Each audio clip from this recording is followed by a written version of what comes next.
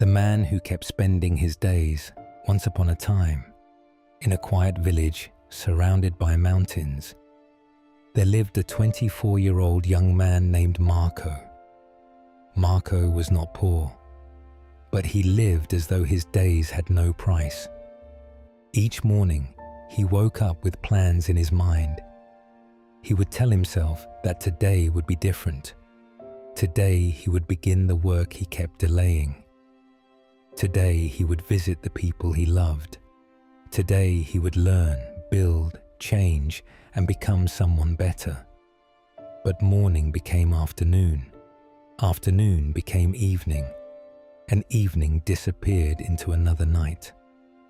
Marco wasted hours the way careless men spill water, without noticing how much is gone until the glass is nearly empty. Sometimes he lost himself in useless thoughts. Sometimes he said, "I still have time." Sometimes he waited for the right mood, the right day, or the right moment. But the right moment rarely came. Days passed, then weeks, then months, and slowly, a heavy sadness began to grow inside him. He saw friends moving forward in life while he remained where he was. He watched his parents growing older. He noticed how quickly seasons changed. The green of summer, the gold of autumn, the silence of winter, the first breath of spring. And each change frightened him. For the first time, Marco began to feel something he had never truly understood before. Time was moving, whether he honored it or not. One evening, as the sun sank behind the mountains, Marco sat alone outside his house and whispered to himself, "Why do I always feel like I have more time than I do?" An old traveler passing through the village overheard him. The traveler stopped and said, "Because youth often mistakes abundance for ownership." Marco looked up, confused. The traveler continued, "You think time belongs to you because much of it still appears to be ahead of you, but time has never belonged to anyone." Those words struck Marco deeply. The next morning, he asked the villagers about wise people who understood the heart, regret, and the passing of life. They told him of an old man who lived in a distant hill village. Long ago, the old man had been a respected teacher in the city. He had guided many people, not only in knowledge, but in how to live with clarity and purpose. In old age, he had left the noise of the world and chosen a quiet life close to nature. People said that those who visited him often returned changed. Marco decided he would go. After many days of walking, he reached the old man's home. It was a small house covered in greenery, standing at the edge of the hills. The air there felt still, as though even the wind moved more gently. The old man was sitting on the porch, watching the sunset. Marco bowed his head respectfully and said, "Grandfather, my heart is troubled. I keep wasting my days. I always think there will be more time, but now I feel life moving too quickly, and I am afraid. Please tell me, what is the value of time?" The old man looked at him for a long moment, then stood without speaking. "Come with me," he said. He led Marco to the yard behind the house. There, beneath a tree, stood two clay jars. One was full of clear water, the other was empty. The old man handed Marco a small wooden spoon. "Take water from the full jar," he said, "and fill the empty one." Marco looked relieved. The task seemed simple, but then the old man added, "You may carry only one spoonful at a time. And as you walk, you must not let even a drop fall." Marco nodded and began. He dipped the spoon into the first jar and carefully carried the water to the second. Then he walked back, then again, and again. At first, he did not mind. The work was small, easy, but after many trips, his legs began to ache. After even more, the sun rose higher and sweat formed on his brow. The distance between the jars felt longer than before. Each spoonful seemed too small to matter. At one point, Marco sighed and muttered, "This will take forever." The old man, who had been quietly watching, asked, "Will it?" Marco said nothing and continued. Trip after trip, spoon after spoon, the empty jar slowly began to fill. Not quickly, not dramatically, but truly. Marco began to notice something. Every spoonful mattered. A careless step spilled water. A distracted hand lost part of it. But a steady walk, repeated with patience, changed the level in the jar. By late afternoon, Marco was exhausted. His shoulders were tense and his feet were sore. Yet when he looked down, the once empty jar now held a visible amount of water, not full, but no longer empty. The old man asked, "What do you see?" Marco replied, breathing heavily, "I see that small efforts add up." The old man nodded. "And what else?" Marco looked at the jar, then at the spoon in his hand. He thought for a moment and said, "I see that each trip seemed too small to matter, but together they changed everything." The old man's face softened. "Yes," he said, "that is one truth about time." He then pointed toward the full jar. "Now empty this one."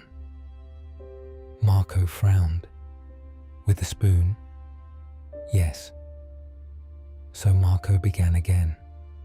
Spoonful by spoonful, he removed water from the full jar and poured it out onto the ground. At first, the jar still looked full. So full, in fact, that Marco almost felt his effort was useless. But after many trips, the waterline lowered, a little at first, then clearly. As the sun began to descend, Marco stared at the jar in silence. The old man asked, "And now what do you see?" Marco answered more quietly this time. "I see that even what seems full can be emptied little by little." The old man said, "Exactly." He stepped closer and placed a hand on Marco's shoulder. "Your life is like these jars. Most people think their days are endless because change is hard to notice while it is happening. A wasted hour does not look dangerous.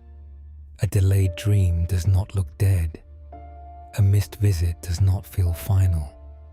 One careless day seems small." He paused. "But life is not usually ruined all at once. It is emptied a little at a time." Marco lowered his eyes. The old man continued, "And meaning is not usually built all at once either. It is filled a little at a time. One honest effort, one brave beginning, one conversation, one hour used well, one act of love before it is too late." Marco stood still, listening as though each word were being carved into him. "All men are given time," the old man said, "but not all men understand its value. The foolish spend it as if more will always come. The wise treat it as something sacred, not because they fear the clock, but because they understand that life itself is being measured." Marco swallowed hard. For a long time, he said nothing. Then he asked in a trembling voice, "How do I stop wasting it?" The old man smiled faintly. "You stop speaking of time as though it were hiding somewhere in the future.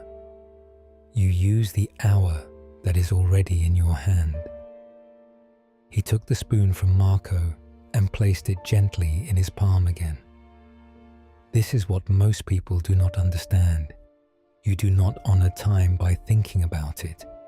You honor it by what you do with it. The evening light stretched across the yard. Birds flew back toward their nests. The mountains glowed gold for a few final moments before surrendering to shadow. Marco looked at the half-filled jar and the half-emptied one, and for the first time in many years, he saw his life clearly.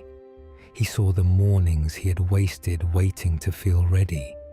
He saw the words of love he had postponed. He saw the work he kept promising himself he would begin tomorrow. He saw how easily a life could become regret, not through one terrible decision, but through 1,000 neglected hours. Tears rose in his eyes, but he did not hide them. "Grandfather," he said softly, "I think I understand now. Time is life. When I waste time, I am not losing something small. I am losing pieces of my life." The old man nodded. "Yes, and that is why even 1 hour can be precious." Marco bowed his head deeply. The next morning, he began his journey home. The road was the same. The mountains were the same. The sky was the same. But Marco was not the same. He no longer walked as a man who believed life would wait for him forever. He walked as someone who had finally understood that every day is a gift that leaves quietly, whether it was used well or not. When he returned to his village, he did not make grand speeches. He did not announce that he had changed. Instead, he began with small things. He woke early. He finished what he started. He sat with his parents longer. He spoke kindly when he could. He wasted fewer hours on empty thinking. He gave his attention to what mattered while it was still in front of him. And over time, those small acts changed his life. Years later, people would say Marco had become wise. But Marco knew the truth. He had not become wise in one moment. He had simply stopped throwing away the days that were given to him. And that is the lesson. Time is not truly money. Money can return. Time is life.